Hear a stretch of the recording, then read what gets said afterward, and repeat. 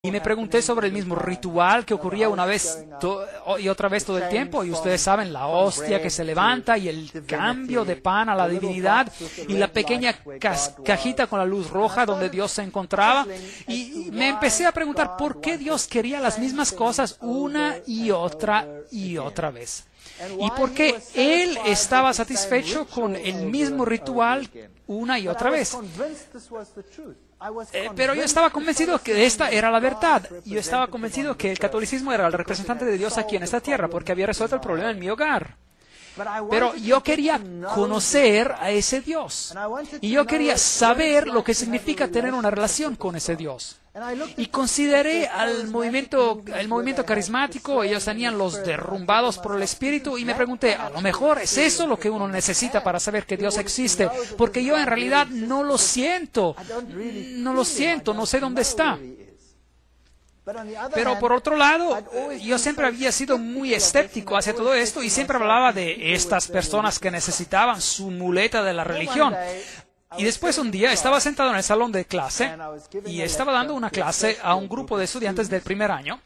Y de hecho, ya había hablado con el sacerdote sobre la evolución y la Iglesia Católica había dicho, claro que existe la evolución, no hay ningún problema con eso. Así que yo no tenía ningún problema con eso tampoco, así que podía seguir con mi creencia en la evolución y al mismo tiempo creer en Dios. Este era un arreglo muy bueno.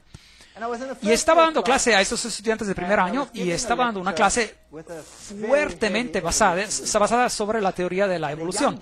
Y una joven se levantó en una clase de estudiantes de primer año, y eso toma valor, en frente de 350 estudiantes, y una joven dama se levanta en mi clase y me dice, disculpe, yo le digo, sí, ¿cuál es el asunto? Disculpe, lo que usted está diciendo está en contra de mis creencias. Lo que usted está diciendo es una mentira.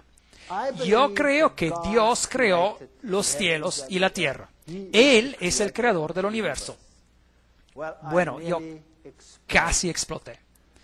Yo la destruí con palabras, me burlé de ella y la acabé. Ella se sentó y empezó a llorar allí en mi clase y yo me dije a mí mismo, muy bien, trabajo bien hecho.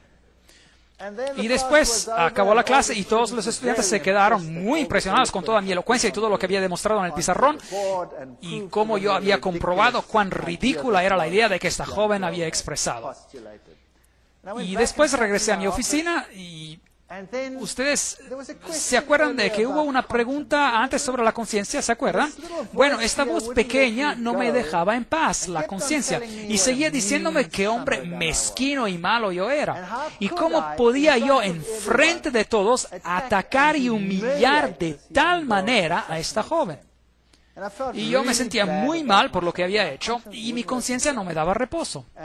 Y no sabía qué hacer con esos sentimientos, así que como típico católico me dije, bueno, ahora en la ida a la casa para almorzar, nunca vivimos lejos de la universidad, así que siempre iba a la casa para almorzar.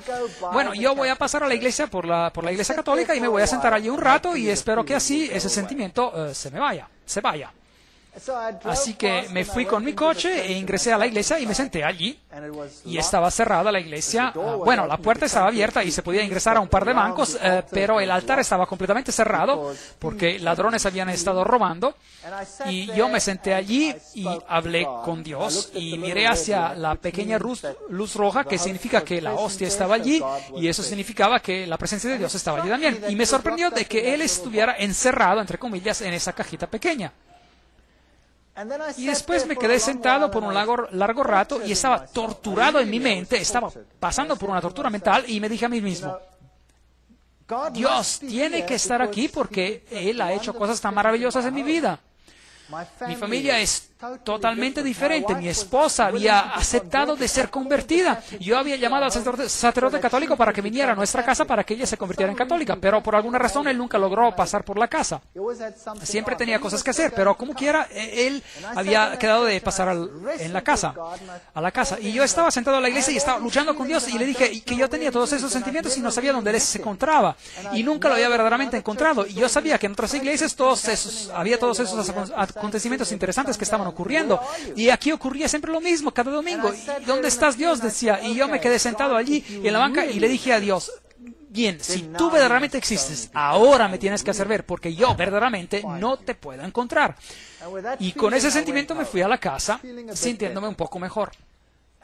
Y Algo típico de mi persona, llegué a la casa rápido y empecé a rebuscar en un cajón, estaba buscando algo y de repente, mientras estaba buscando en el cajón, mi mano agarró ese panfleto, ese folleto. Ese ocurrió un año después de que ese hombre que caminaba con el Señor me había dado ese panfleto. Y yo tomé el panfleto y empecé a leerlo. Estaba escrito en alemán y tenía 3 columnas. Tenía la ley de Dios en una columna y tenía la ley según la Iglesia Católica y tenía la ley según la Iglesia Luterana. Y luego explicaba cómo los mandamientos habían sido cambiados por la Iglesia y tenía también los textos bíblicos de cómo habían sido cambiados. Y yo pensé en mí mismo, ahora, ¿qué tipo de basura es esto? Esto es una basura total. Y le hablé a mi esposa, y le dije, esposa, bueno, no le dije así, la llamé por su nombre, y yo le pregunté, ¿tenemos una Biblia en la casa? Y ella dijo, no, no creo, yo no creo que tengamos una Biblia. ¿Cómo que no? Claro que debe haber una Biblia en la casa. Hemos estado yendo a la iglesia por casi un año y no tenemos una Biblia en la casa. Había muchos libros de catecismo en la casa, así que tomé un libro del catecismo y lo abrí y leí, y efectivamente los mandamientos indicados en el panfleto eran idénticos con los que estaban escritos en el libro del catecismo. Y después me acordé de una vieja caja que una señora anciana que había muerto me había dejado. Y la había puesto en el garaje después de haber ordenado algunas cosas, y me acordé de que había muchos libros en la caja y yo sabía que una señora anciana seguro debía de tener una Biblia. Así que salí afuera al garaje y empecé a rebuscar en la caja, y de cierto allí encontré una vieja Biblia alemana. Así que ingresé a la casa y la abrí, y allí estaba.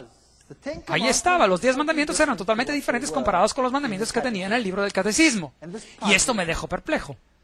Así que después de un año llamé al hombre que construyó mi cocina, al ebanista, y le dije, ¿usted se acuerda de mí hace un año? Y usted me instaló una cocina, y él me dijo, ¿sabe qué? He tratado de llamarlo todo el día. Tenía este sentimiento que tenía que llamarlo y no sé por qué. ¿Qué está pasando? Y yo le dije, ¿podría venir a visitarme? Usted me dejó un panfleto y me gustaría hablar sobre este panfleto con usted. Y él vino después de un año y vino a verme, era una persona amable, y empezamos a hablar. Y después empezamos a hablar de las Escrituras, de la Biblia.